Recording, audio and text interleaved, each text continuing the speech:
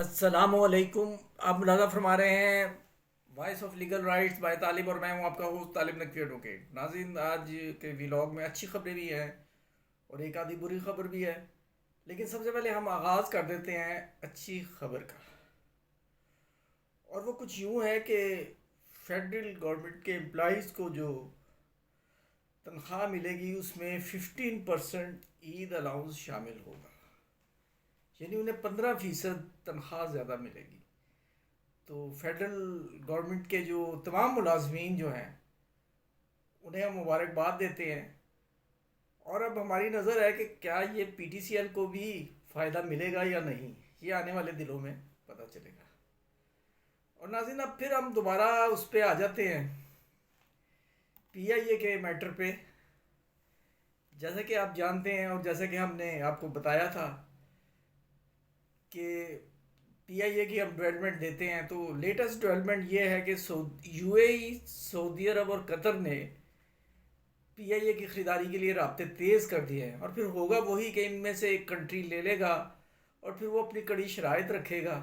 اللہ کرے کہ ایسا نہ ہو، لیکن بادی النظر میں ایسا ہی نظر آ رہا ہے. اگر ہم اتصالات والا تجربہ یاد رکھیں جس کے تحت پی ٹی سی ایل کی جو خریداری ہوئی تھی پرائیویٹائزیشن کمیشن کے ذریعے، اور اس میں نیچرلی سب سے زیادہ جو بولی دے گا پی آئی اے اس کے حوالے کر دی جائے گی. اور اس میں ایک اور بات کہ سملرٹی پائی جا رہی ہے پی ٹی سی ایل کے معاملات میں اور پی آئی اے کے معاملات میں. وہاں بھی مکمل شیئرز تو نہیں دیے گئے تھے، اور یہاں بھی یہ سننے میں آیا ہے کہ 51% شیئر جو ہیں وہ خریدنے والی کمپنی کو دیے جائیں گے، جبکہ 49% وہ حکومت اپنے پاس رکھے گی. اب اس کی سواب دید ہے کہ اسے کس طرح وہ استعمال کرتے ہیں. اور اس طرح کسی نہ کسی حد تک، جس طرح منسٹری آف انفارمیشن ٹیکنالوجی کے حوالے سے پی ٹی سی ایل میں جو اثر رسوخ ہے منسٹری کا، اسی طرح کسی حد تک منسٹری کا اثر رسوخ رہے گا، لیکن وہ کتنا دیر پا ہوگا یہ کچھ کہا نہیں جا سکتا. اور جو بڑی ڈیولپمنٹ ہے جس کا ہم نے پچھلے ویلاگ میں بھی خدشے کا اظہار کیا تھا، وہ یہ ہے کہ پی اے اے کی نجکاری میں جو ہے نا وہ ملازمین فارغ کیے جا رہے ہیں.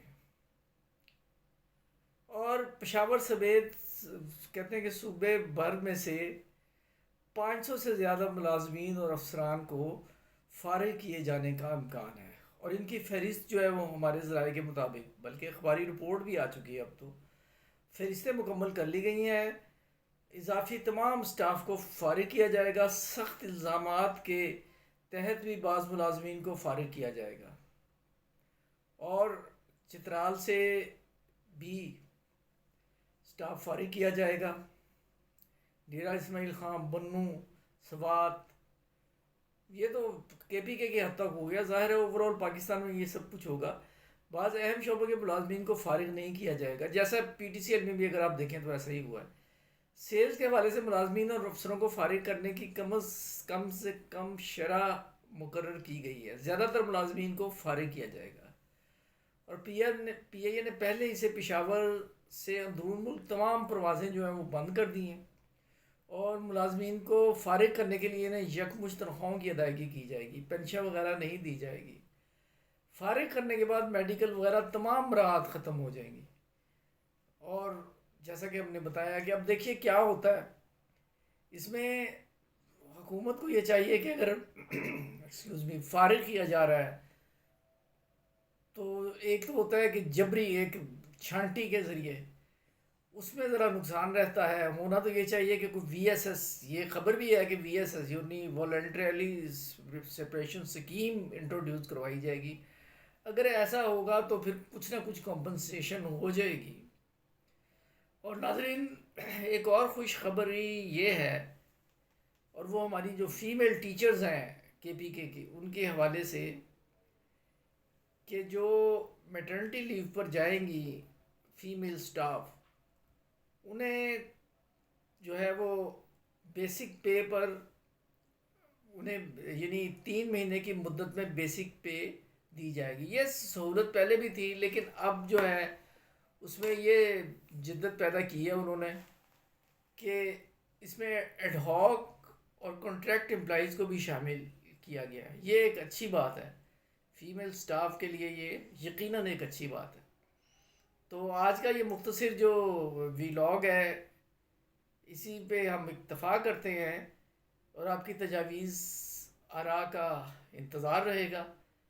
اگلے ویلاگ تک اجازت دیجیے، اور ہم آپ کو پھر یہ بتاتے ہیں کہ ہم عام آدمی کی بات کرتے ہیں، پبلک امپورٹنس کی بات کرتے ہیں، اور کسی قسم کی بھی جو لیگل اسپیکٹ ہے وہ ہم ضرور بتاتے ہیں، اور آنے والے دنوں میں ہم انشاءاللہ تعالیٰ آپ کے سامنے پیش کریں گے. سبسکرائب نہیں کیا تو سبسکرائب کر کے بیل آئیکن کو کلک کریں. Thanks for watching.